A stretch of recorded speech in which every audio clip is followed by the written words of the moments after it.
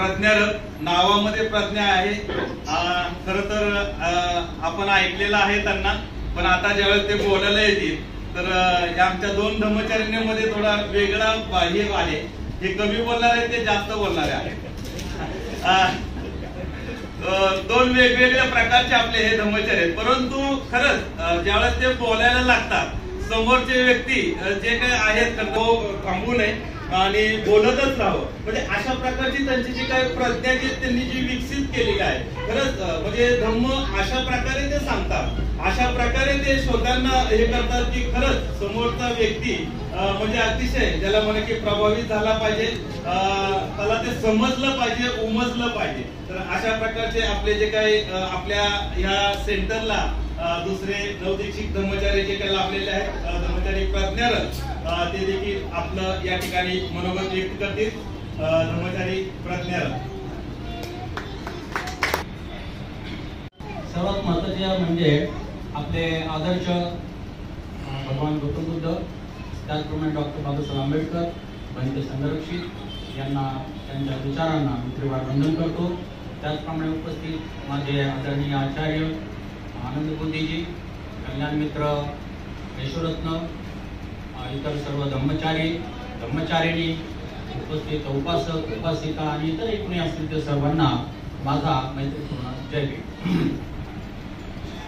महत्वाची गोष्ट अशी आहे की करुणा बोधींनी आपल्या जीवनाला पहिल्यापासून सुरुवात केली सांगताना मी मात्र उलट करणार आहे.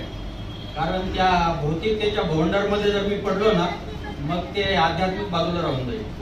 आणि म्हणून मी पहिलं आध्यात्मिक जीवनाबद्दल थोडंसं बोलणार आहे आणि उरलेल्या वेळामध्ये बाकीच्या माझ्या जीवन होतं भौतिक जीवन, त्याबद्दल मी बोलणार आहे.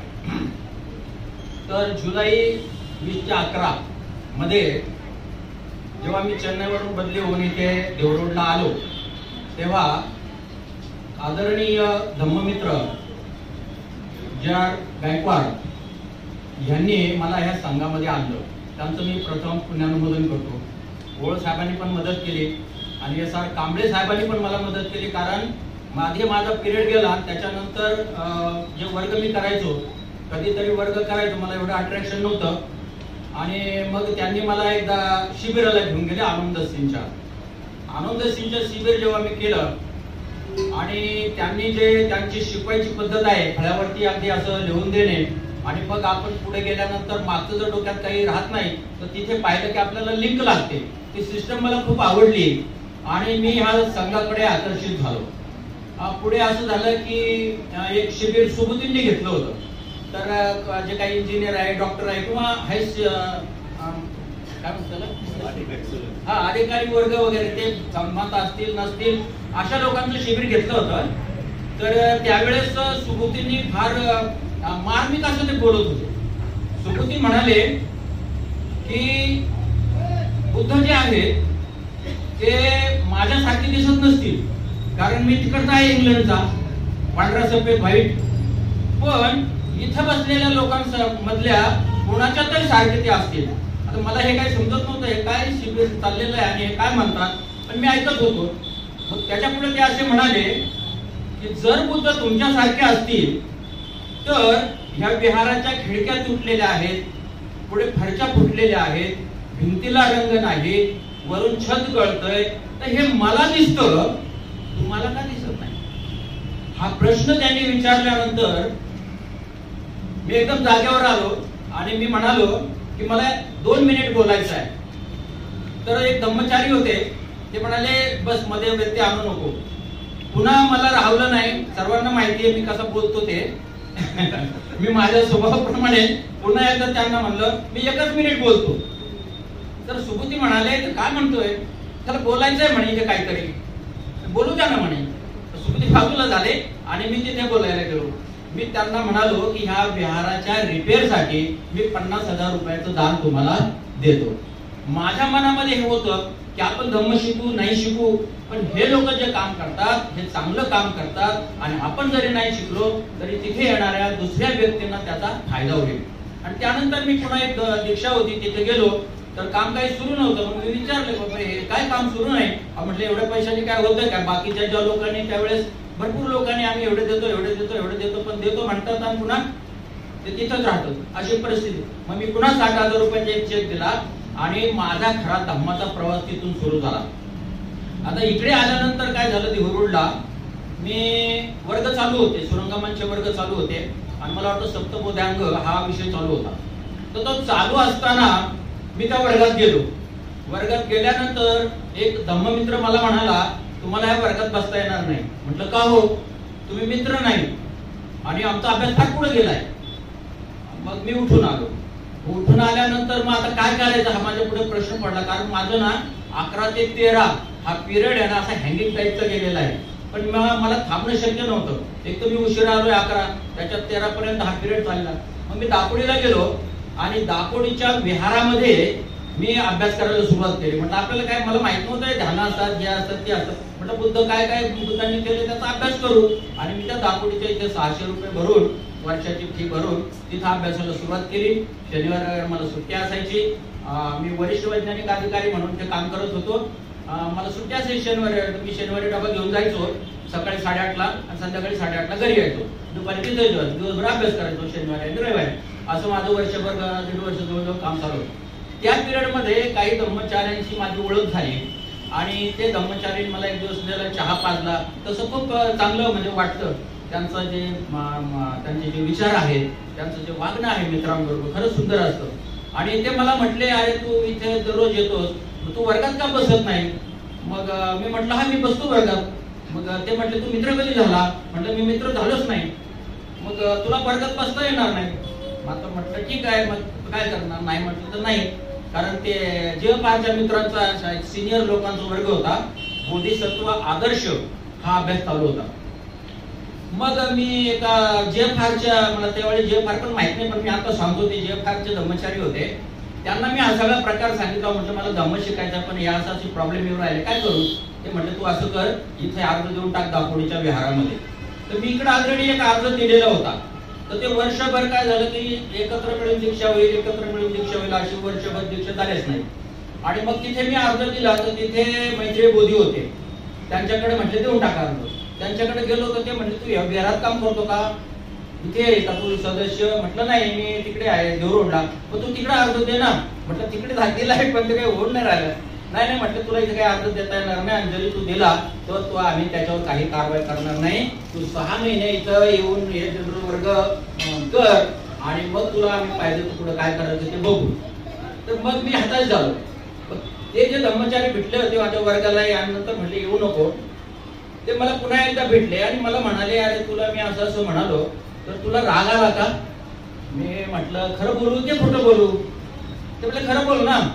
तर म्हटलं बाबासाहेबांना जे आहे ना संस्कृत शिकायची होती, पण ब्राह्मणांनी सांगितलं तुम्हाला संस्कृत शिकता येणार नाही, तुम्ही शूद्र आहात. आणि मग प्रश्न निर्माण झाला. ते बरोबर आहे, तुम्ही शिकल्यानंतर तुम्ही ब्राह्मणांना शिकवा ना, कोण ऐकून घेईल? पण एक बौद्धाशी शिकायला बघतो त्याला असे प्रॉब्लेम निर्माण झाले. आता ते म्हणजे चुकीचं आहे असं मला म्हणायचं नाही, पण जे झालंय मी ते सांगतोय. आता मग ते म्हटले, त्यांना मी हे सगळं सांगितलं. पण म्हटलं बाबासाहेब शिकायचे राहिले का? संस्कृत ते शिकलेच, पण त्रास किती झाला. एखाद्याने शिकवणं आणि आपण स्वतःहून त्या गोष्टी शिकत राहणं त्यात भयंकर त्रास होतो, आपला खूप वेळ जातो. आणि म्हटलं मग त्यांना जेवढं दुःख झालं नसेल ना त्याच्या 10 पट मला म्हटलं दुःख झालं त्या दिवशी.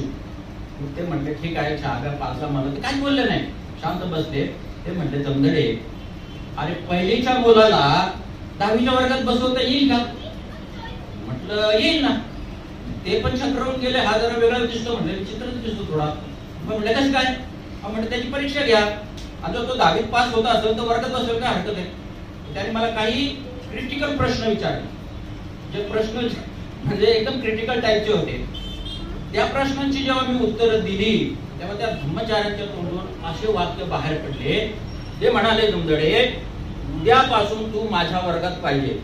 कुणाला बुद्ध व्हायचे होऊ दे, कोणाला बोधिसत्व बनायचे बनू दे, तू माझ्या उद्यापासून वर्गात बस. आणि जर वर्ग घेऊ दिला नाही तर मी झाडाखाली वर्ग घेईन. आणि त्या धम्मचार्याने जी मला पहिली गिफ्ट दिली, मी बोधिसत्व आदर्श हा विषय ते तिला पुढे फार प्रॉब्लेम झाले, ते मी सांगत नाही, भरपूर प्रॉब्लेम झाले. आणि ते खालच्या लेवलला जाऊ नये असं मी 10-12 वेळेस मिटिंगा पण झाल्या. तर अशा प्रकारे त्यांनी मला त्यांचं मग मी नाव घेत नाही, पण खूप खूप पुण्यानुमोदन करतो. त्यांनी मला जे आहे आउट ऑफ जाऊन एक लिफ्ट दिली.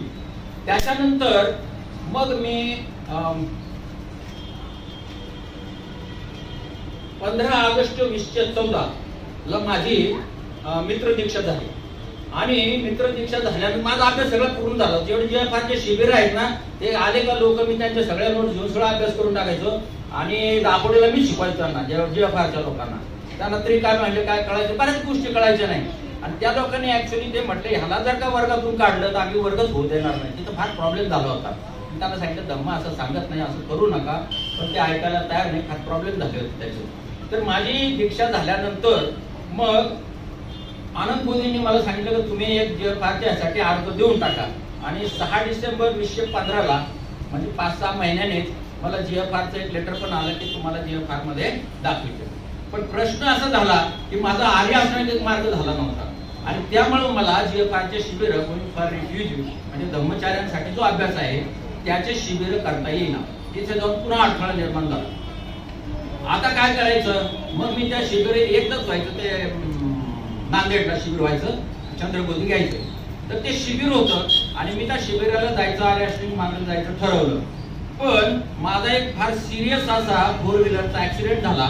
माझ्या मिसेसच्या पाठीमाग मणक्याचे 2 जागेची मधली ती खुर्ची असते ती फार घासून गेली. त्या हड्डीला हड्डी टेकल्या. ती 2-4 महिने बेडवर होती. त्यामुळे मला सुट्टी घेऊन घरी राहावं लागलं आणि माझं ते शिबिर बुडालं. त्याच्यानंतर मग 1 वर्षाने शिबिर. त्या 1 वर्षाने शिबिर तर मग त्या पिरियड नंतर 1 वर्ष गेलं. बाकीचं मी हाच अभ्यास वगैरे करत राहिलो. त्यानंतर मग मी शिबिराला जायचं तर माझ्या ऑफिसने अडंगा टाकला. ऑफिस म्हणाला की म्हणजे विशेष करून हा सतत पुन्हा शिबिरांना जात राहतो, बुद्ध शिबिर, याचं शिबिर, त्याचं शिबिर. वरून ब्राह्मण लोक जे होते डायरेक्टर लेवलचे त्यांनी सांगितलं याला कुठल्याही बुद्ध शिबिराला जाऊ द्यायचं नाही. माझे काही प्रॉब्लेम आहेत पुराणे आत्माला एवढं सांगायला नाही. तर त्यांनी त्याला टोटली नका शिबिर म्हटलं की याला जाऊ द्यायचं नाही. आणि मी सुट्टी टाकली, हाफ डे लीव्ह टाकली, 30 दिवसाची लीव्ह टाकली. म्हणलं शिबिराला जायच्या अगोदर आपण 8-10 दिवस थोडा त्याचा अभ्यास करू, थोडं त्या वातावरणात राहू. आणि आल्यानंतर सुद्धा आपण असं महिन्याचं मी सुट्टी टाकली. तर ती सुट्टी सँक्शन नाही झाली. आणि त्यांनी सांगितलं की तुमची पोस्टिंग करण्यात येत आहे. 5ला ऑफिस सुटतं, 5:30 वाजले होते. ते म्हणजे तुम्ही इथून हलायचं नाही, तुमची वरून ऑर्डर येते कॉम्प्युटरवरती आणि ती ऑर्डर तुम्हाला हातात देणार. मी म्हटलं की आता 5 वाजता ऑफिस सुटतं, 5:30 झाले, गव्हर्नमेंटची कुठलीही रिटर्न मध्ये ऑर्डर नाहीये. मी माझं ते विहारेश टाकला, व्हॉलंटियर रिटायरमेंट, हे घ्या तुम्हाला, आणि मी आपल्या शिबिराला निघून गेलो. त्यानंतर भरपूर गोंधळ झाले. मला पार कोर्टात जावं लागले, SCSC कोर्टामध्ये जावं लागलं, त्या ऍक्शन घ्याव्या लागल्या सगळ्या. त्या मी आता सगळ्या सांगत नाही, पण माझा मार्ग मोकळा झाला. आणि त्यानंतर मग मी 17, 18, 19 ह्या पिरियड मध्ये माझे सगळे शिबिर पूर्ण करून टाकले. आणि शिबिर पूर्ण करून झाल्यानंतर आपल्या माहितीमध्ये करोनाचा मोठा गॅप आला. तर ह्या पिरियड मध्ये विशेष मला जी मदत झाली असेल, विशेष म्हणजे खूप विशेष, ज्याने माझ्यासाठी आठवड्याला 3-3, 4-4 तास घातले असे आदरणीय माझे आचार्य सुरंगमजी यांनी माझ्यासाठी खूप, म्हणजे ते फक्त हे सांगायचे, खूप म्हणजे सांगायला मला आनंद वाटेल की आपण जीवन जगताना आपल्या मनोवस्था कशा काम करतात, आपण झोपेत असताना आपलं अंतर्मन आणि बाह्यमन कसं काम करतं, आपण ध्यानात असताना अंतर्मन आणि बाह्यमन कसं काम करतं, हे जर का आपल्याला समजलं तर मृत्यूनंतर ते कसं काम करतं तेही समजतं. फक्त ती लेवल गाठायला पाहिजे. म्हणजे या गोष्टीकडे बोलायचं नाही. आणि त्याने मला एक अशी चांगली प्रकारचं एक काय म्हणतात स्टॅबिलिटी दिली. त्यानंतर करोनाच्या काळात ते आपल्याला माहिती आहे सर्वांना अजून होते, पण काही विलाज राहिला नाही. आणि म्हणून मग मी आनंद मोदींना रिक्वेस्ट केली की आनंद मोदी माझे तुम्ही आचार्य पण व्हा. आणि त्यांनी ते स्वीकार केलं. आणि स्वीकार केलंच नाही तर त्यांनी आज मला तुमच्या पुढे अशा परिस्थितीमध्ये उभं केलं. त्यांचे पण मी खूप पुण्यानुमोदन करतो. त्याचप्रमाणे माझे दुसरे कल्याण मित्र नाव यांचे पण पुण्यानुमोदन करतो. त्याचप्रमाणे अजून सुद्धा काही ब्रह्मचारी आहेत. अभय राजा, अभय मी 3 वर्ग दापोडीला करायचो, 1 वर्ग इथे करायचो. घरून येताना मी इथे 40 मिनिटं 50 मिनिटं ध्यान करायचो, त्याच्यानंतर 1 तास अभ्यास करायचो, त्याच्यानंतर म्हणजे 2 तास मी अगोदरच निघायचो आणि मग चिंतन करायचो आणि मगच मी वर्गाला जायचो. इथं जर दुसरा वर्ग चालू असला तर मग मी तिकडे बसायचो. ही शिस्त मी याच्यासाठी सांगतोय की त्याच्याशिवाय दुसरा पर्याय नाही. तर अभय राजा आणि त्यानंतर दुसरे महत्वाचं मला मदत करणारे मैत्री बोधी, त्यांनी मला ते म्हटले, यार तू ते काळेवाडी बेळेवाडी ये इकडे, तुला इथे देऊन टाक, तू ते सोडून दे तिकडे. तर मी म्हटलं बाबा ऑलरेडी काय तिकडे सोडलं मी, देवरोड इथे येतो तर आता मी हे सोडणार नाही. कारण मला धम्मचारी बनण्याची आशा नव्हती, आम्ही बनेन असंही मला वाटलं नव्हतं. धम्म आचरण करणारा बनावा ही मात्र माझी पहिल्यापासून इच्छा होती. तर त्यानंतर ज्ञानप्रिय, ज्ञानपर आणि रत्नशील आणि ध्यानाच्या बाबतीत मी त्यांचे 2-3 शिबिरे केले. त्या ध्यानाच्या माध्यमातून त्यांनी खूप चांगल्या प्रकारे आम्हाला मदत केली. तर अशा प्रकारे हा माझा प्रवास जो आहे तो इथपर्यंत आला. तर त्यांनी बाकीच्या गोष्टी सांगितलेल्याच आहेत की इथे 15-16 लोक असे होते, काळेवाडीचे होते, तिकडे देहरोडचे होते आणि पिंपरी चिंचवडचे होते की त्यांना वर्ग करता येत नव्हते. आणि त्यांना मी विचारते, म्हटलं ते वर्गाला येत नाही, म्हटलं आम्हाला परमिशन द्या. धनधरांनी मला मदत केली आणि आम्ही रात्री, आश्चर्य वाटेल तुम्हाला, मी त्यांना ते म्हटले तुम्ही कधी वर्ग घेणार, आम्हाला दिवसा टाइम नाही. म्हटलं तुम्ही किती वाजता येणार, ते म्हटलं तुम्ही किती वाजता वर्ग घेणार. म्हटलं मी इथं येऊन झोपेल 8 वाजता आणि तुम्ही मला कधी उठवा, रात्री 1 वाजता 2 वाजता आपण वर्ग सुरू करू, तिथं बोर्ड लावलेलं आहे. मग ते म्हटले, अरे हा मनुष्य एवढा आपल्यासाठी हे करतो, त्याचा काय स्वार्थ आहे त्याच्यामध्ये. आणि मग त्याने एकोपा केला आणि 16 लोक जे आहे ते जवळजवळ मला वाटतं 2-1 महिने रात्री आमचा वर्ग, तुम्हाला आश्चर्य वाटेल, त्यांना सांगितलं की झोप आलं की झोपून जा. पण ते आमचा वर्ग 9ला सुरू झाला की पहाटे 4ला संपायचा. रेग्युलरली दररोज असा हा वर्ग झाला आमचा. त्याने मला पण ध्यान करायला, मला अभ्यास करायला, माझा विकास करायला मदत झाली आणि त्यांना पण मदत झाली. त्याचप्रमाणे मग आम्ही 1-1.5 वर्ष धम्म आपल्या दारी हा प्रोजेक्ट राबवला आणि या काळेवाडी एरियामध्ये हा बऱ्याच लोकांना माहिती असेल.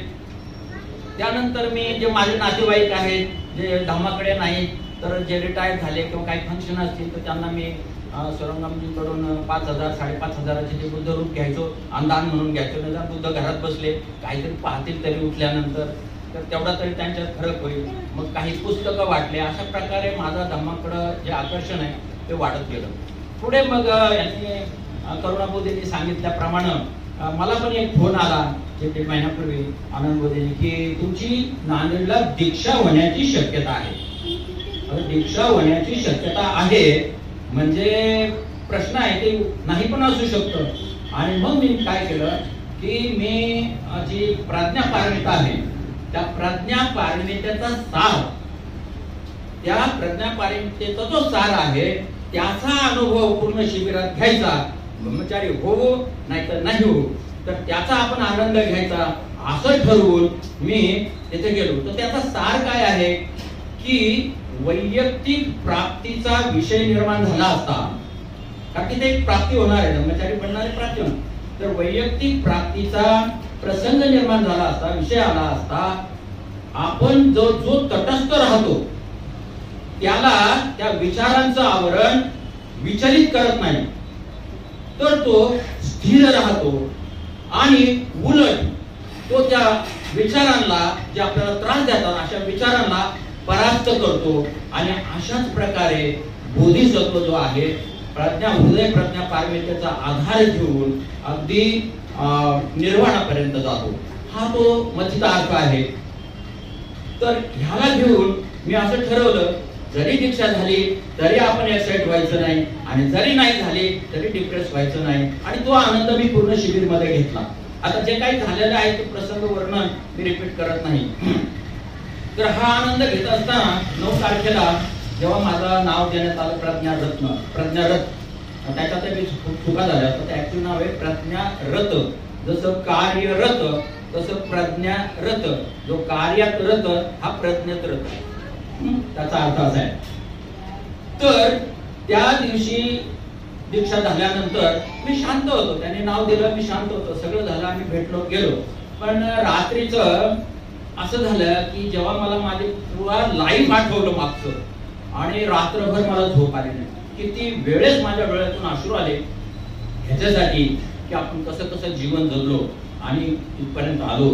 त्या सगळ्या आठवणींनी मला रात्रभर झोप नाही आली. मी बऱ्याच वेळेस एकटाच होतो. आम्हाला सिंगल रूम आम्ही घेतल्या होत्या तिघा चौघांनी, आणि का आपल्याला बाकीच्या लोकांशी म्हणजे जास्त त्रास होऊ नये त्यासाठी एकांतवास मिळावा, आणि दुसरी गोष्ट जे बडबड केली जाते ती होऊ नये, तर त्या दृष्टीने एक रूममध्ये होतो. ती रात्र माझी भयानक गेली रात्रभर. आणि दुसऱ्या दिवशी आनंदबोधी वर्ग चालू होणार होता. आनंदबोधी बसले होते चेअरवरती, मी खाली बसलो होतो. कदाचित त्यांना काय वाटलं माहित नाही, त्यांनी मला बोलवलं, म्हटलं तुमच्या इकडे ये. मी त्यांच्या जवळ गेलो, खुर्चीवर बसलो. म्हटलं काय झालं? ते म्हणाले तुला तुझं नाव आवडलं नाही का? म्हटलं असं काही नाही, मला मी जी काही अपेक्षा केली होती त्याच्या कितीतरी पटीने हे नाव मला फार सुंदर असं वाटतंय.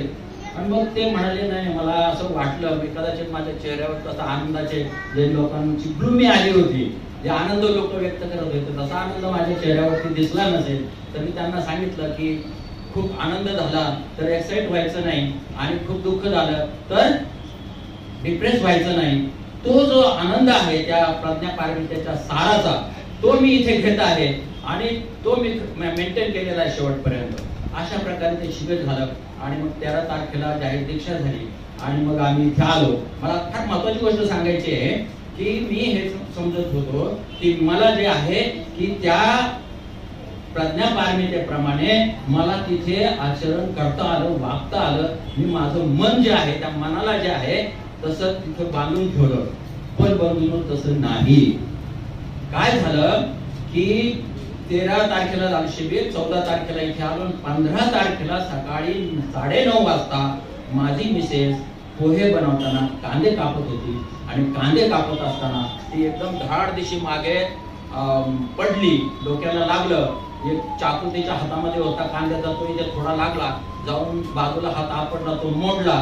आणि मी आतमध्ये होतो. काय झालं माहित नाही, शेजारच्या लोकांना सुद्धा आवाज गेला, एवढा मोठा आवाज आला. आणि जवळजवळ 10 मिनिटं तिची जीभ बाहेर होती, डोळे उघडे होते, ती मृत झाली असं मी समजलो. आणि माझ्या डोळ्यातून ऑटोमॅटिक अश्रू व्हायला लागले, आणि माझा श्वास कोंडायला लागला. तर मला असं वाटतं की आपण जे समजतो, भगवंत सांगतात की आपण कधी कधी भ्रांतीत जातो, त्याला भासमान सत्य सुद्धा म्हणतात. तर आपण कधी कधी एखादी गोष्ट चांगली झाली की आपल्याला वाटतं आपण इथे स्थिर होऊ शकतो. तसं नाही. सांसांनी तो अनुभव घेतला. बुद्धांची धम्मकाया पुन्हा पुन्हा सांगत होती की हे जे अनित्य आहे, हे अनित्य जाणलं तर दुःखातून मुक्ती आहे. अनित्य जर जाणलं नाही तर दुःखामध्ये पुरतो. पण अनित्य जाणायला नाही, जाणायला मी होशमध्ये होतच कुठं. तर ही साधारण माणसाची परिस्थिती आहे. आपण सांसारिक माणसं आहोत.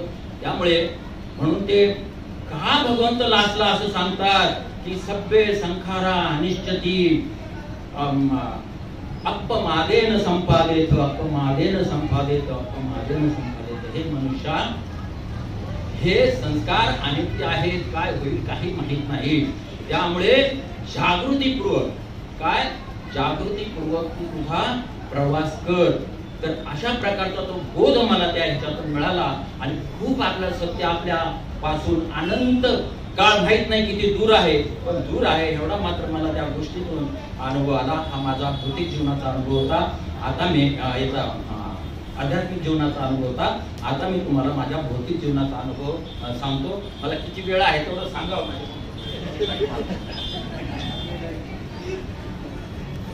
वंडर मध्ये जर तुम्ही पडला ना, बाहेरच येत नाही. ते बहुचक्रच आहे, ते सोडतच नाही आपल्याला. आपण त्याला सोडत नाही, ते आपल्याला सोडत नाही. असो, माझे आई वडील हे शेती करायचे, पण फार अशी छोटीशी शेती होती, काही पिकत नव्हतं त्यावेळेस, आणि जास्त करून ते मोलमजुरीच करायचे. आता त्यांनी सांगितलं कशी परिस्थिती जेवणाची याची त्याची. आमची काय अजून वेगळी नाही की, किंवा आपल्या बऱ्याच लोकांची परिस्थिती याच्यापासून वेगळी नसते. तर एकच मी सांगतो की संध्याकाळी कधी कधी ते गहू किंवा बाजरी आणायचे, ते दळायला टाइम नसायचा, आणि मग ते उकडायचे, त्याच्यामध्ये मीठ टाकायचं, आणि मग तेच खायचं. त्याच्यावर तुम्ही समजून जाल की आमची परिस्थिती कशी होती. आता शाळेचं म्हणाल तर शाळेमध्ये महिन्यातले 15 दिवस घरीच काम करायला ठेवून घ्यायचे.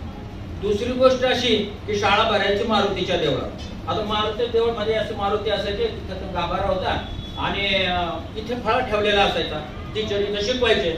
मग हे जसा ओटा आहे त्याच्या खाली दुसरा ओटा हा आहे तसा, तो कमरेपेक्षा खोल होता आणि त्याच्या पुढे मातीचे पाठीमागे बसलेले लोक आहेत. तिथं आम्ही 5-6 जण ज्यांना आतमध्ये प्रवेश नव्हता, ते क्षुद्र लोक, ते तिकडे मुलं तिथं बसायचे. तिथं काय शिकवतात, फळ्यावर फळाच दिसत नाही, धडतं त्याच्यावर लिहिलेलं काय दिसणार, अशी ती अवस्था होती. आणि आवाज तर येतच नव्हता. आता एखाद्या वेळेस मी एवढं बोलतोय तरी याच्यातून माईक मधून जर मागे आवाज जात नसेल तर नुसतं बोलणाऱ्या माणसाचा कसं काय आवाज जायचा, अशी आमची शाळा चाललेली होती. त्या परिस्थितीमध्ये एक मुलगा, म्हणजे दुपारची जेव्हा सुट्टी व्हायची जेवणाला, त्या सुट्टीमध्ये आमच्यातला एक मुलगा तो लपाछपी खेळण्यासाठी वर चढला आणि मारुतीच्या पाठीमागे जाऊन लपला. हेडमास्टरने त्याला पाहिलं, त्यांचं डोकं एकदम सरकलं. त्यांच्याकडे एक मोठी छडी असायची, ती आम्हीच बनवून आणून द्यायचो, आम्हीच भटके खायचो आणि पुन्हा तुटली का पुन्हा बनवून द्यायचो आणि पुन्हा ती आमच्यावरच चालायची. बाकीच्या लोकांपेक्षा आमच्यावर जास्त ती चालायची. आणि तो जेव्हा त्या मारुतीच्या ह्याला जाऊन त्याने हात लावला तेव्हा त्यांचं डोकं एवढं संतापलं, ते वरती गेलं आणि त्याला एवढं मारलं ना की फार हिरवा पिवळा नाल लेला काय तुम्ही म्हणा तेवढे कलर त्याच्या अंगावर आले. आणि मग तो घरी गेला. तो पुन्हा शाळेतच आला नाही. पण घरी गेल्यानंतर माझे वडील पैलवान होते. मला पण सर्कसचे 15-16 आयटम येत होते. आता मी करत नाही. काठी लाठी फिरवणं, हातावर चालणं, माझी जुन्या भरती मलखांब खेळणं, कुस्त्या खेळणं, एका काठीवर चालणं, डबल काठीवर चालणं, डबल काठ्या फिरवणं, हे सारे उद्योग मी खूप सिंगल बार करणं, डबल बार करणं, या सगळ्या गोष्टी करत होतो. 8-10 वर्षापासून मी ते सोडून दिलं. तर वडील वरती गेले. मग ते तिथे गेले आणि मास्तरांना आतमध्ये होते. म्हटले का हो तुम्ही त्या मुलाला मारलं का? म्हटले हो. काय केलं त्याने फार मोठा गुन्हा केला. म्हटले काय झालं? मग ते म्हटले अहो तो मारुतीला शिवला. तर म्हटले असं करा, हे 4 आणे घ्या आणि बाजारातून शेंदूर घेऊन या आणि जिथे जिथं काळा पडला असेल तिथे लावा. मास्तरला भयंकर राग आला आणि मास्तरने काय केलं, त्यावेळेस एक शब्द आता उच्चारू म्हणून एक धडपट म्हणून शब्द वापरायचे, म्हणजे धडक खायचे म्हणून ते काय नसतं माहित नाही, असा शब्द वापरायचे. आणि तो शब्द त्याने वापरला. वडिलांना इतका राग आला, वडील चढून त्या मारुतीच्या तिथं गेले. मास्तरला, हेडमास्तरला उचललं, जो त्याच्या खाली टाकलं, कमरेमध्ये मोडला आणि परमनंट घरी गेला. तर अशा खूप गोष्टी झाल्या.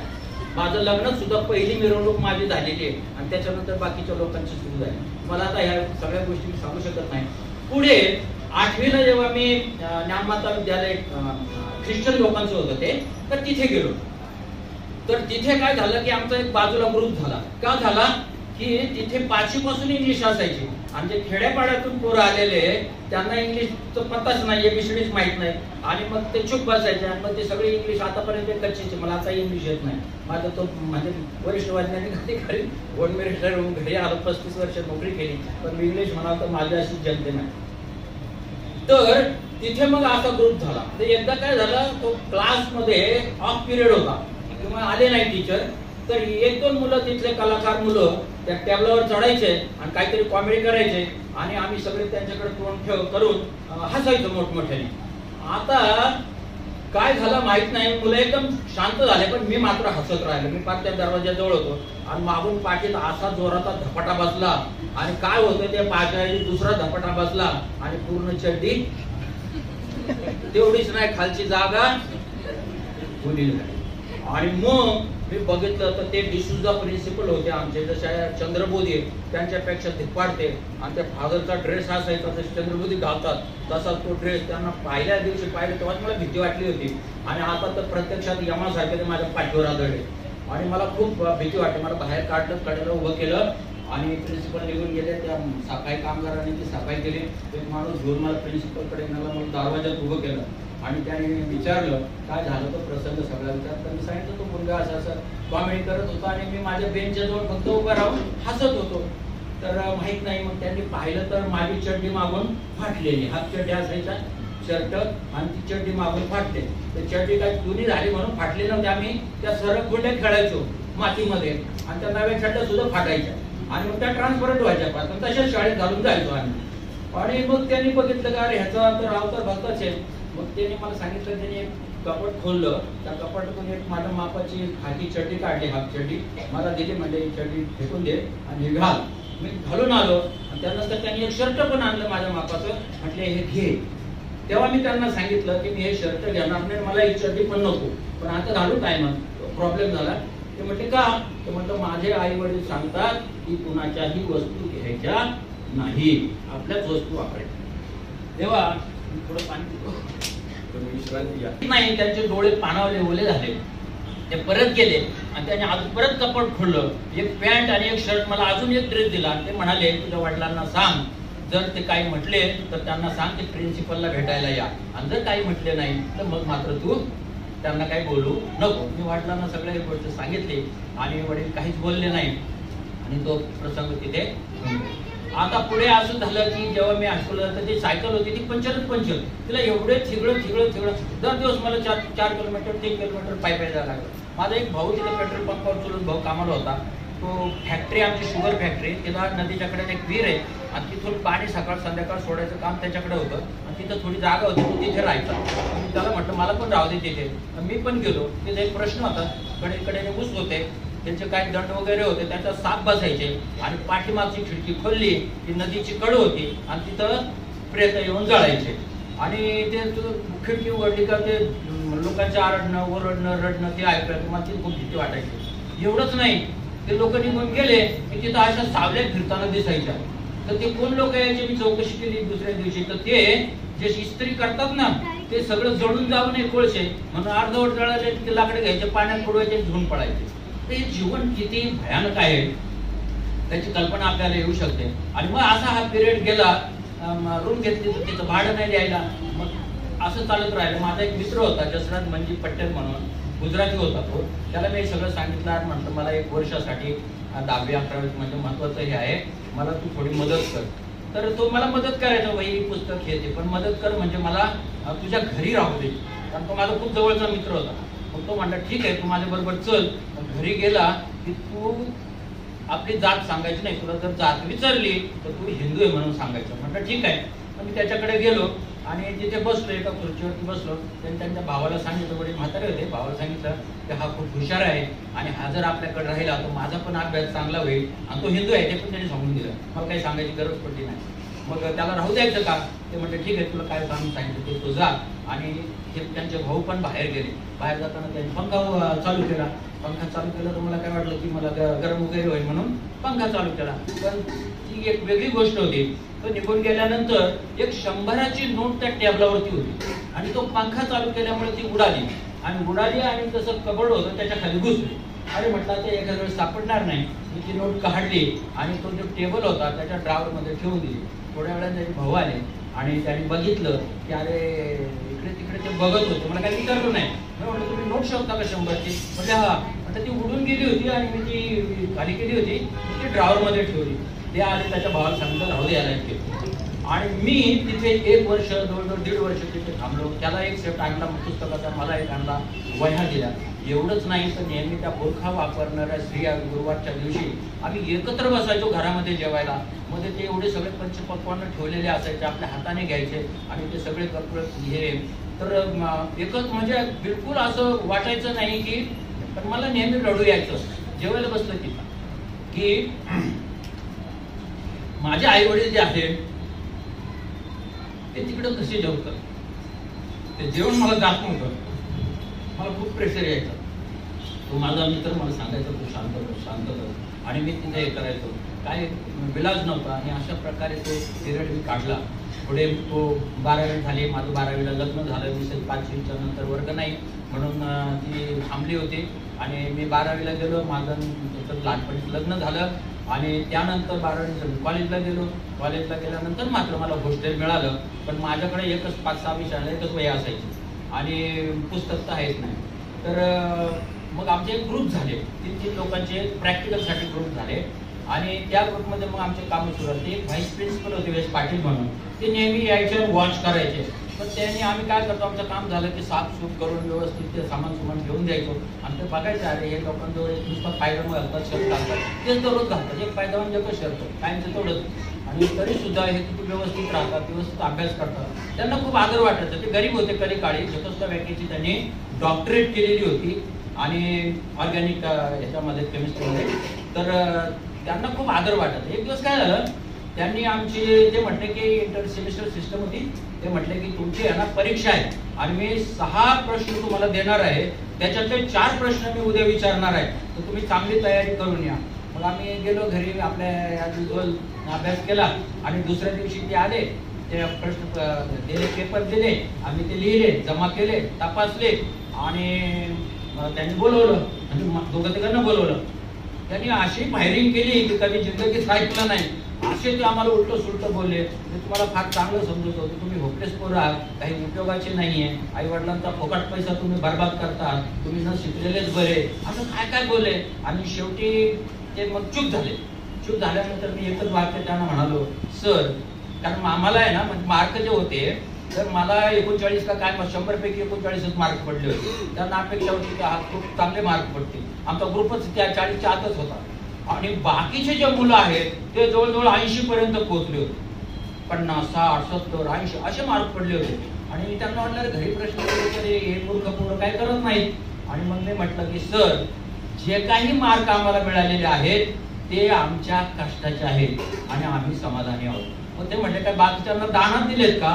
म्हटलं मला माहित नाही. आणि मी निघून गेलो. काय झालं माहित नाही. 2 दिवसांनी 4 प्रोफेसर ते आमचे एक व्हाईस प्रिन्सिपल आले. 4 कोपऱ्यांना 4 प्रोफेसर उभे राहिले आणि त्यांनी तेच प्रश्न पुन्हा फळ्यावर लिहिले आणि आम्हाला पुन्हा 39, 39, 38 मार्क पडले. पण जे 80च्या आसपास गेले तर अर्धा वर्ग फेल झाला. अर्ध्या वर्गाला 35च्या खाली मार्क पडले आणि 50च्या पुढे कुणीच गेला नाही. हे काय बुद्धी आहे म्हणून त्यांनी मला बोलवलं. म्हटलं तुमचं हे काय आहे? तर मला एक वंदना शहा म्हणून मुलगी होती मारवाड्याची, तर ती माझी तिकडे ओळख अशी झाली होती की आम्ही जेवण वाढायला जायचो, त्याचे कार्यक्रम व्हायचे आणि प्रवचन व्हायचे, तर तिथे जेवण वाढायला जायचं, जेवण पण तिथे चांगलं भेटायचं आणि मग प्रवचन पण ऐकायचो. मला त्या महावीर लोकांचे ते प्रवचन खूप आवडायचे तेव्हापासून, आम्ही ऐकत बसायचो. तर ती मुलगी माझ्या क्लासमध्ये होती आणि तिने सांगितलं की तू सरांना जर काही सांगितलं तर हे लोक मारण्याचं षडयंत्र करत आहेत. आणि मी सरांना सांगितलं काही सांगणार नाही, ते लोक पोरं मला मारतील. ते म्हणले ठीक आहे, तू दुपारी माझ्या घरी. त्यांच्या घरी गेलो, तिथेच राहत होतो हॉस्टेल शेजारी. घरी गेलो, त्यांनी मला पुन्हा विचारलं. ते म्हणे, त्यांना सांगितलं की बाबा हे काही सांगितलं नाही, पण मग तिथे येऊन माझ्याकडून सगळं. म्हटलं तुम्ही काय केलं, प्रश्न दिले, हे पेपर दुनियावरचे गठ्ठे कडेला पडलेले, त्याच्यावर सिरियल नंबर नाही, काही नाही, पोरं आपले पेपर घेऊन गेले. तर काय कॉलेज सगळा खुला कारभार घेऊन गेले. ते सगळे प्रश्नाचे एक प्रश्न लिहून आले. जे 4 प्रश्न दिले होते ते 4 सबमिट केले, पेपर दिलेले खाली ठेवून घरी घेऊन गेले, दप्तर पडलेले. कोण एवढं लक्ष देतं? नाही, असं झालं. आणि मग त्यांच्या लक्षात आलं की अरे तुझी एकच वय, हे वय, ते वय. त्यांनी सगळं पाहिलं आणि ते मला म्हणाले की जमदडे, ही माझी कुठची त्यांची लायब्ररी होती, त्यांनी डॉक्टरेट केलेली होती. एवढे पुस्तकं पाहूनच मला आश्चर्य वाटलं. लायब्ररीच होती मोठी. आणि मग ते म्हणले तू कधी पण ये, तुला जेव्हा पुस्तक पाहिजे, रेफरन्स पुस्तक पाहिजे, तू इथे येऊन अभ्यास करत जा, तुला पाहिजे तर इथे बस. आणि मिसेस पाहिजे चहा पण देत जा. पण मी म्हटलं मी चहा तेव्हा पित नव्हतो, माझा डबा यायचा सकाळ ते दूधवाले घेऊन यायचे, तो आम्ही खायचो. पण मला चहा वगैरे नको, पण मी तिथे पण अभ्यास केला नाही, पुस्तक घेऊन मी घरी आहे. एक दिवस काय झालं, पुण्यावरून तिथे जे प्रिन्सिपल होते कौंडिन्य म्हणून, त्यांना 46% मार्क होते. ते काय म्हणायचे, मार्क किती पडले आणि किती त्याला महत्व नाही, हो मनुष्य प्रामाणिक आणि नीतिवान असला पाहिजे. मी बघा मला 46% मार्क आहे, पण एवढं मोठं कॉलेज मी उभं केलं. नेहमी ते असं म्हणायचं आणि मला त्याचा खूप अभिमान वाटायचा. तर यांनी मग काय केलं, ते नेहमी असे बाहेरून वेगवेगळे लोक कॉलेजच्या पोरांना चांगलं मार्गदर्शन म्हणून बोलायचे. आता त्यांना एक असा पुण्यावरून बोलवलं, युनिव्हर्सिटीतून प्राध्यापक. आणि ते येताना त्यावेळेस काय होतं, बसला काही प्रॉब्लेम झाले, त्या क्लासचा टाइम होऊन गेला, अजूनही 1 तास झाला. फिजिक्सचा क्लास होता तो, आम्ही केमिस्ट्रीला होतो. आणि ते सगळे पोरं निघून गेले आणि ते 1-2 तासाने तिथे आले. आल्यानंतर मग व्हाईस प्रिन्सिपलने एका मुलाला पाठवून मला हॉस्टेलवरून बोलून घेतलं. ते म्हटले असं झालंय आणि आता त्यांना परत पाठवणं काही बरोबर नाही, तू असं कर, 30-35 पोरं जमा कर, आर्टचे आहे, कॉमर्सचे आहे, कशाचे आहे, फक्त आपल्याला एक भरणा करायच्या पुढं 2-4 सायन्सचे पोरं कुठले झोलॉजी बॉटनीचे बसव आणि तुम्ही पुढे बसा. 4-5 प्रोफेसर आले. मग ठीक आहे, मी अरेंजमेंट केली. 5-10 पोरं भेटले, त्यांच्या फिजिक्सचे पण 2-3 भेटले, सगळे फिजिक्सचे प्रोफेसर वगैरे सगळं. मग ते सुरू झालं आणि त्यांनी सुरुवात केली, थिअरी झाली आणि मग त्यांनी त्याच्यावरती एक्झाम्पल टाकलं आणि कसं सॉल्व्ह करायचं ते सांगत होते. ते करत जायचे आणि खाली उत्तरच यायचं नाही. एक वेळेस झालं, 2 वेळेस झालं, अशी काय करताय टीचर? आणि तिसऱ्या वेळेस ते मग पाहत बसले, आता काय करावं? मग मी वर हात केला, म्हटलं मी काही मदत करू का? तर जे व्हाईस प्रिन्सिपल होते पाटील साहेब, त्यांना वाटलं की जर का हा काही जाऊन तिथे बोलला, एक तर फिजिक्सचा नाही, बाकीच्या लोकांचं हे जर सगळं कळलं तर फार बदनामी होईल कॉलेजची, आणि म्हणून त्यांनी मला जोरात असा हात केला. तो पण त्यांनी पाहिला, प्रोफेसरने घ्यायला बस म्हणतात, पण त्यांनी ऐकलं होतं, त्यांनी मला पुढे बोलवलं. आता तेव्हा थेरी ते करत होते त्यावेळेस तसा प्रश्न आहे, पण सोपं समजण्यासाठी समजा प्लस करायचा आणि मल्टिपल केलं. प्लस करायचं आहे आणि जर आपण अशी फुली मारली तर काय होईल सगळं, है ना? 8 म्हणजे असं जर आहे तर ऍडिशन आणि मल्टिप्लिकेशन याच्यात भयंकर फरक आहे. तसा तिथे एक फरक होता आणि मी म्हटलं का बघत नाही. मी गेलो, ते सगळं पुसून टाकलं, ती जी स्टेप होती ती कट केली, ती पुन्हा मांडली आणि त्याच्या खालची एक स्टेप मांडली आणि त्यांना म्हणला तर तुम्ही परत पुढे करा. ते म्हणले उत्तर पुढे, म्हणला तुम्ही करा येईल उत्तर. पण त्यांनी ते काढलं, फॉर्म्युला झाला, हे टाकलं त्याच्यात आणि उत्तर आलं त्यात, आणि ते आश्चर्यचकित झाले की अरे पोरं कसे हे. नंतर तो क्लास झाला, मला काय माहित नाही, सरांनी मला परत बोलवलं, पाटील सरांनी, आणि म्हटले अरे आपल्या कॉलेजची एवढी तारीफ केली त्यांनी की म्हणजे अगदी प्रिन्सिपलला जे सांगत होते, आमच्या पुण्याचे पोरं काहीच नाही, तुमच्या खेड्यातले पोरं तर एवढे हुशार. हा जो विषय मी घेतला हा पुढच्या सेमिस्टरचा, पोरं पुढच्या सेमिस्टरचा पण अभ्यास करतात आणि फार म्हणे तारीफ केली की तुमचे खूप हुशार आहेत. तर म्हटले अरे पण तू सांगितलं कसं? मी एवढं घाबरलो. म्हटलं मी तुमच्याकडून पुस्तक नेलं आणि माझी एक सवय होती ना आजपर्यंत आहे, म्हणजे मिसेसला माहिती आहे की 9 वाजता अभ्यास केला तर 9 ते 4 हा माझा अभ्यासाचा पिरियड आहे. दिवसा मी काही करत नाही, दिवसा माझं दुसऱ्या पिरियड चालू होता आणि हा पिरियड मी पहिल्यापासून अगदी इकडे आहे येईपर्यंत आता काही 8-10 महिन्यापासून किंवा वर्षापासून मी तो वापरत नाही आणि ऍसिडिटी वगैरे खूप वाढायला. तर मग त्यांना मी सांगितलं की हा 2 दिवसापूर्वी मी हे सगळं वाचलं होतं आणि मला त्याचा एवढा आनंद आला. ऍक्च्युली ती घोष थेरी असं मला वाटतं, ते इलेक्ट्रॉन कसे ट्रान्सफर होतात, एनर्जी कशी ट्रान्सफर होते, हे बुद्ध तत्वज्ञान सुद्धा सगळं त्याच्यावरच आधारलेलं आहे. Energy cannot be created, it cannot be destroyed, it transfer from one form into another. हा सिद्धांत बौद्धाच्या ह्याच्यातून घेतलेला आहे. तर ते जे मी केलं म्हटलं ते मला खूप आवडलं आणि मी ते 2-5 तास म्हटलं त्याच्यामध्ये मला माझं रन झालं आणि तोच टॉपिक इथे आला. मला काही नॉलेज आहे असं काही समजू नका. आता पण काही लोक म्हणतात खूप अभ्यास, तसं काही नाही. कधी कधी माहित नाही कोण करतो ते उद्योग. माझ्याकडून खरंच मला एवढं माहित नाहीये कोण उद्योग करतो मध्ये नेमकं त्या टायमाला असं होऊन जातं आणि त्या गोष्टी घडत राहतात. अर्थात मला जेवढ्या अडचणी आल्या तेवढेच ऑटोमॅटिकली ते प्रॉब्लेम सॉल्व्ह पण झाले. तर अशा प्रकारे त्या कॉलेजमधून त्यांनी काय केलं, मला म्हटले की तुला तुझी परिस्थिती माहित होतं, माझी घरची परिस्थिती किती भयानक आहे. त्याच काळामध्ये अजून एक गोष्ट घडली.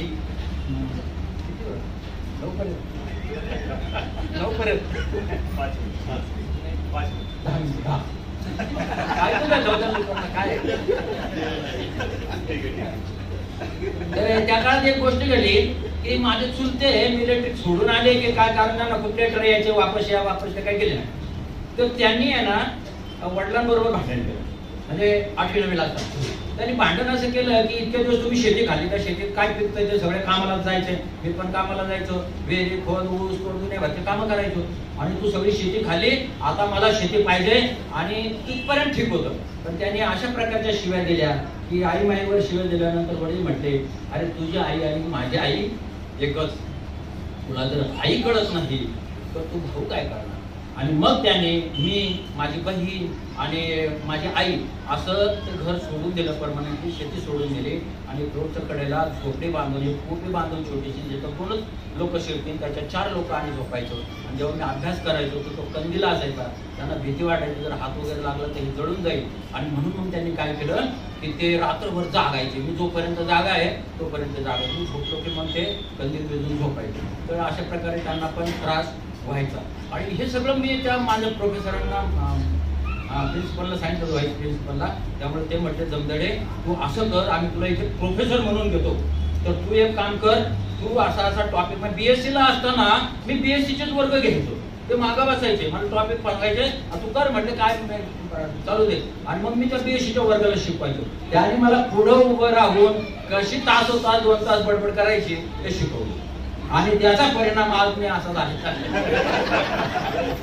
आणि मग मी BSc झालो आणि BSc झालो आणि मग आता काय करायचं माहित नाही, वडिलांना नाही काय माहित नाही, फक्त शिक. मला 2 मुलं पण झालेत त्या पिरियड मध्ये आणि मग शिक नुसतं, पण काय शिक तिथे काहीच नव्हतं. तो जसराज म्हणजे पटेल होता, तो इंजिनिअरिंगला पुण्याला निघून गेला आणि मी तिथे एकटा पडलो. आणि मग मी ऊस तोडायला सुरू केला. तर ऊस तोडायचं असं आहे की जेव्हा गाडी लावतात ना बैलगाडी, तर त्याच्यावर एक आडवी मुळे टाकतात, त्याच्यावर उभा करतात, म्हणजे मोठमोठ्या मुळे टाकतात. एकदा त्या ट्रकच्या त्या साठी बरोबर भरली ना, वर मुळे टाकायची ना, ते तुम्ही एका करून बघा, रक्ताची जुलाब होतात. कमकुवत माणसाला रक्ताची जुलाब होतात आणि ते काम आम्ही त्या वयात करावे लागायचे. तर माझा एक मित्र होता अजून, तो कॉलेजला होता, तो एका इन्स्पेक्टरचा भाऊ होता, रुबेन गायकवाड म्हणून ख्रिश्चन होता. तो शोधत शोधत संगमनेरवरून माझं गावावरून ते शेत, म्हणलं जमदडे चल आपल्याला MSc करायला जायचं. मला 81% होते. म्हटलं चल आपल्याला MSc करायला जायचे. पुढे म्हणले अरे पैसे नाही, हे नाही. नाही म्हणले चल आम्ही बघतो. तो मला घेऊन गेला. ते सगळे फॉर्म युनिव्हर्सिटीत नेलं, गाडीचे तिकीट, ते फॉर्म भरणं, झेरॉक्स करणं. तिकडून आणवडे म्हणले पुण्याला नाही करायचं, नगरला, तिकडे खूप गर्दी आहे. एकटाच मी मुलगा, 2 बहिणी, त्यांचं लग्न झालं. मग ते नगरला असून तर म्हटलं ठीक आहे. मग त्यांनी मला नगरला नेलं, त्याच्या नातेवाईकाकडे 15 दिवस ठेवलं. तिथे आम्ही जेवण केलं, माझं हॉस्टेलचं काम केलं आणि आम्ही दोघं एका रूममध्ये राहायला लागलो. मला 120 रुपये खर्च याचा सगळा, पण माझ्याकडे टोटल 90 रुपये जमा व्हायचे आणि दरवेळेस मला 30 रुपयाचा झटका बसायचा. एक तेलाची बाटली, एक साबण अंगाचा आणि एक कपडे धुवायचा साबण, एक शर्ट आणि पॅन्ट शाळेत घालायला MScला आणि एक घरी घालायला, एवढंच होतं वर्षभर. त्याने बघितलं आणि तो म्हटला की तुम्ही असं कर की तू एम्प्लॉयमेंट याच्यामध्ये चल ऑफिसमध्ये, तुझं तिथं नाव नोंदव. अरे म्हटलं मग एखाद्या वेळेस तिकडे नोकरी लागल्या, म्हणला नोकरी काही 1-2 वर्ष लागत नाही. आणि त्याने माझं तिथं नाव नोंदवलं. 2-3 महिन्याने मला कॉल आला, 3 कॉल आले, एका वर्षी 3 कॉल आले. माझं मार्क वगैरे दिलं आणि मग मी ते एक्झाम पण दिल्या आणि 2 जागी मी सिलेक्ट झालो. आता काय करायचं, मग ते सगळं परिपूर्तता केली आणि माझी थिअरी झाली फर्स्ट इयरची, 2 सेमिस्टर झाले MScचं आणि प्रॅक्टिकल पुण्याला व्हायचं.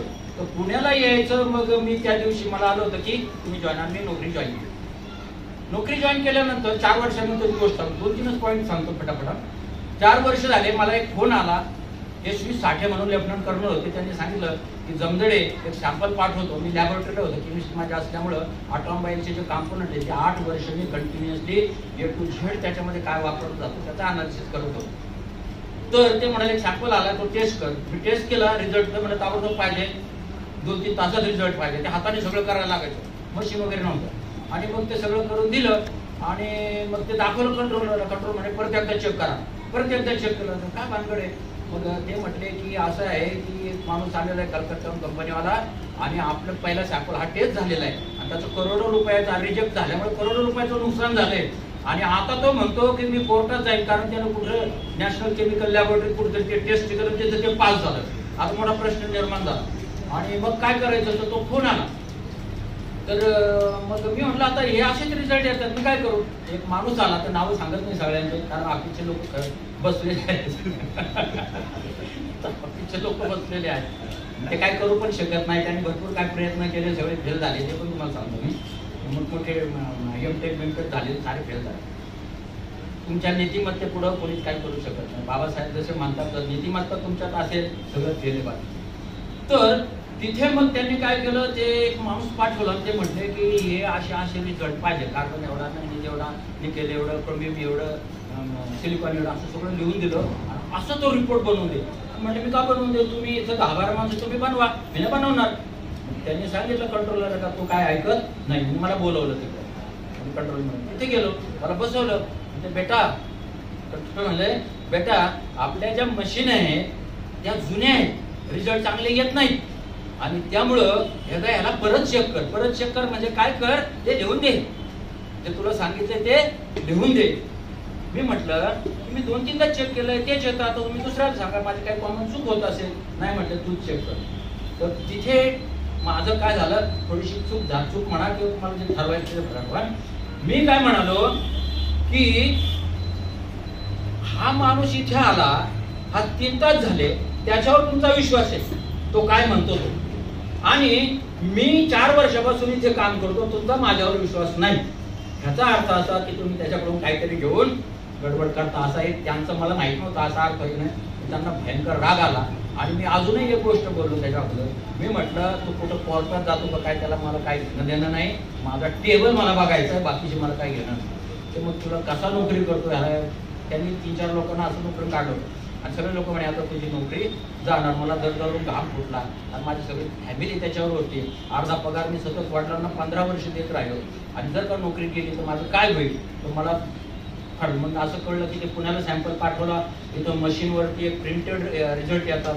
तर त्यांना ते सगळं सांगितलं. ते म्हणले बाबा 15 दिवस लागेल. माझ्याकडून एक दिवसात तिथं टेस्ट करून घेतलं. तिथं मशीन असून त्याला 15 दिवसांनी रिझल्ट पाठवू. 15 दिवसांनी रिझल्ट आला. साठी साहेबांनी मला फोन केला की तुला कंट्रोलरने बोलवलेलं आहे, रिझल्ट आलेला आहे तिकडे. मग मला जातानाच माझं अंग असं थरथर कापत होतं. मला भीती यायची होती की माझ्या फॅमिलीचं काय होईल. कारण माझ्या मिसेसला मी सांगितलं होतं की जर तू माझ्याशी लग्न केलं तर ह्या कुटुंबाला सुखी करणं एवढंच माझं ध्येय, बाकी कुठलंही ध्येय नाही. आणि त्या दृष्टीने माझे सगळे प्रयत्न चालू होते. आता ते सोडून लागतो की काय. पण तिथे गेल्यानंतर त्या साठी साहेबांकडे, लेफ्टनंट कर्नलकडे, त्यांनी म्हटलं सर काय झालं, त्या रिझल्टचं काय झालं. त्यांनी ते रिपोर्ट माझ्या पुढे ठेवला आणि तो दुसरा रिपोर्ट पण ठेवला. तो जो रिपोर्ट होता, जो मी रिपोर्ट दिला, तो पुण्याहून आला. कार्बन 0.49% म्हणजे इथे 49%. तिथे निकेल एवढं 1.02 म्हणजे 1.02%. क्रोमियम एवढा म्हणजे तेवढा. आणि कंट्रोल म्हणलं ते कसं पॉसिबल आहे मशीनचं आणि ह्या आताच्या रिझल्टचं. ते just miracle. It is not possible. पण हे कसं काय झालेलं आहे. We have done a challengeable for our control rate असं म्हटलं. त्याला बोलवा आणि मग त्याला आपण काय करू एक अवॉर्ड देऊ. मग ते मला दुसरं साठी साहेबांनी सांगितलं. म्हणजे साठी साहेब जर त्या दिवशी तुम्ही मला म्हटले असते की तू तिथं नीट काम कर, मी तुझ्या पाठीशी उभा राहतो, कोण काय करतो मी बघेन, तू नीट काम कर. तर ते न करता तुम्ही बाजूला सरकले, मला ओपन सोडून दिलं. जर आज रिझल्ट आले नसते माझं काय झालं असतं. म्हटलं आमचं कॅरेक्टर हे असं 200-400 रुपयाला विकण्याचं नाही. म्हटलं हे असं आम्ही विकण्याचे तर 200-400 रुपये काय आवड देणार. 300-400-500 तिथे उद्या करायचं काय ते आवडतं तर 400-500 रुपयाचं. तुमची कॅरेक्टर म्हणलं आमची कॅरेक्टर एवढी सस्ती नाही की कोणी येऊन 400 रुपयाला खरेदी करा. आणि जर म्हटलं माझं नाव तुम्ही टाकलं आवडमध्ये तर मग मी लेटर पाठवले. या लोकांनी मला कसं प्रेशराईज केलं होतं अशी रिझल्ट करायला. आता पुन्हा फिरतात. मी हेडक्वार्टरला लेटर पाठवली. त्यांनी सांगितलं बाबा तो पोरगा थोडासा विचित्र आहे, ते असं म्हणतो. तर म्हणजे मग जाऊ द्या त्याला. पण ते आवड घेतलं नाही. अशा प्रकारे मग मी जबलपूरला गेलो. त्याचा एकूण पॉईंट सांगतो.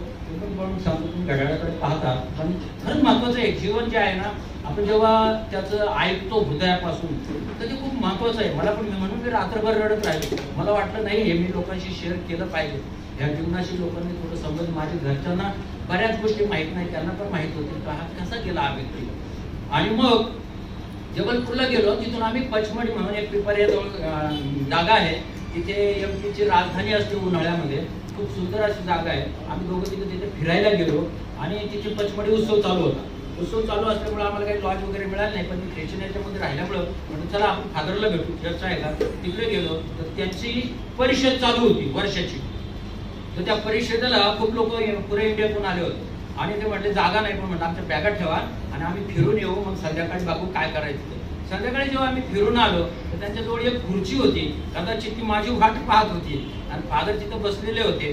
म्हणजे ते रिप्रेझेंटेटिव्ह होते पूर्ण यांच्या त्या परिषदेचे, नागालँडचे. ते तिथं बसलेले होते. त्यांनीच मला सांगितलं मी असं आहे म्हणून.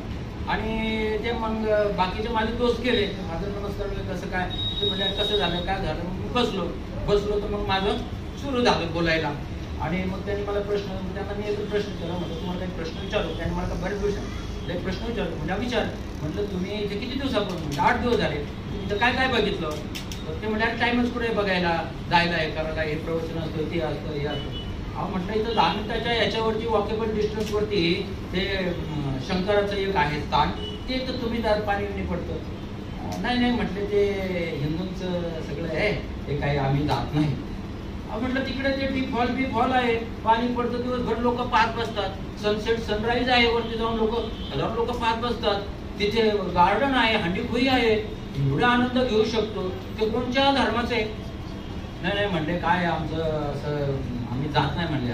मग तुम्ही प्रवचन कोणाला देता. आम्ही सगळ्यांना देतो. म्हणजे अजून एक प्रश्न विचारू का. म्हणजे विचार.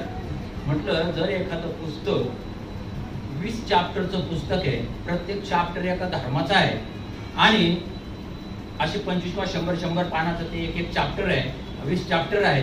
आणि एखाद्या व्यक्तीने ते एक चॅप्टर 20 चॅप्टर मधलं किती एक चॅप्टर पूर्ण माहिती करून घेतलं. पानानं पान माहिती, शब्दानं शब्द माहिती, अर्थ माहिती आहे. तर तो असा व्यक्ती ज्याला असं ज्ञान आहे त्या एक चॅप्टरचं, असा व्यक्ती पूर्ण पुस्तकावरती प्रवचन देऊ शकेल काय? म्हणले नाही. मग म्हटलं मला तुमचं प्रवचन ऐकायचं नाही, मी जातो झोपायला, तुम्ही काय कामाची नाही. मी गेलो झोपायला. सकाळी जेव्हा उठलो तेव्हा फादर आले. म्हणजे मला रात्रभर झोप नाही आली. म्हटलं का?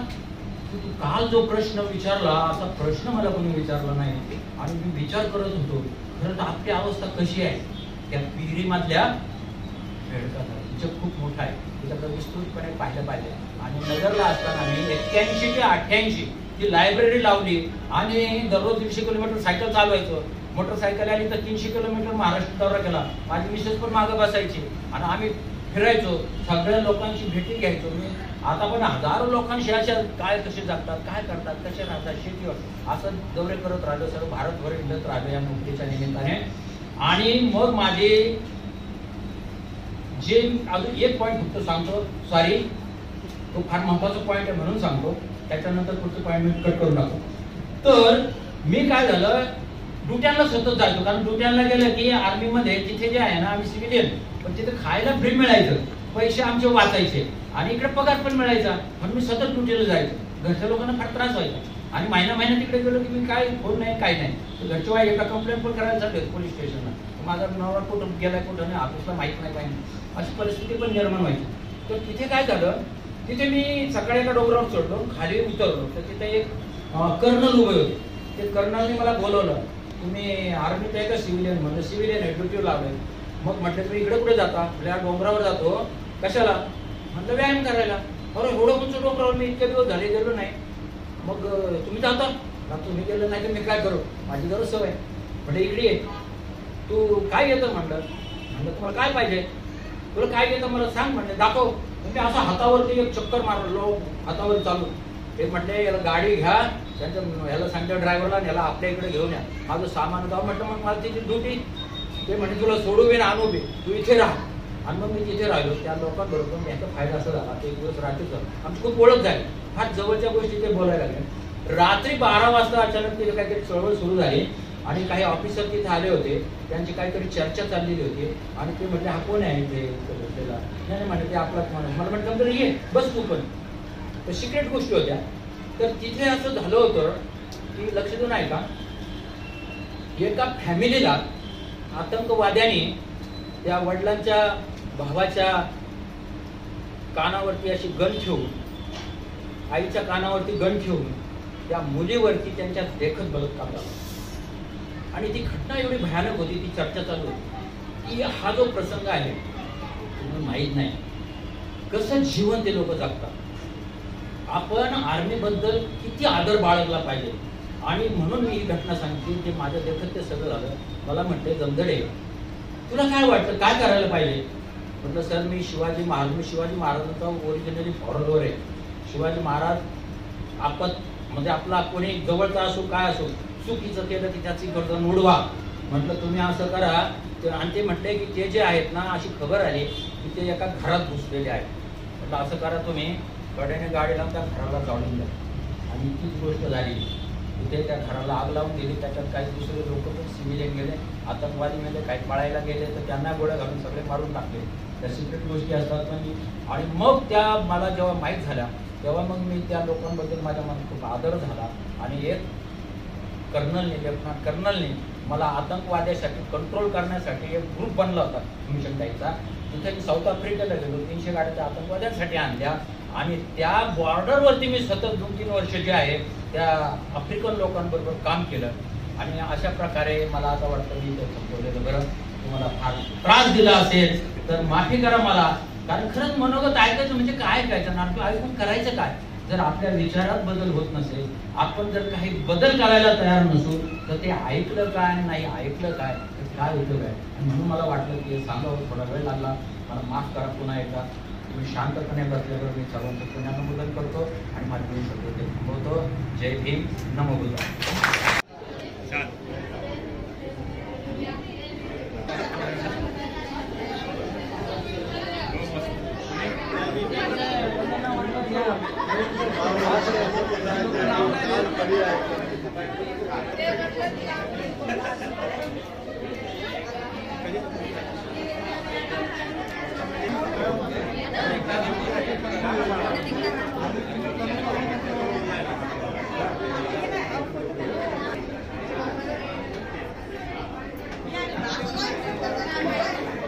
राहू द्या ना, राहू द्या.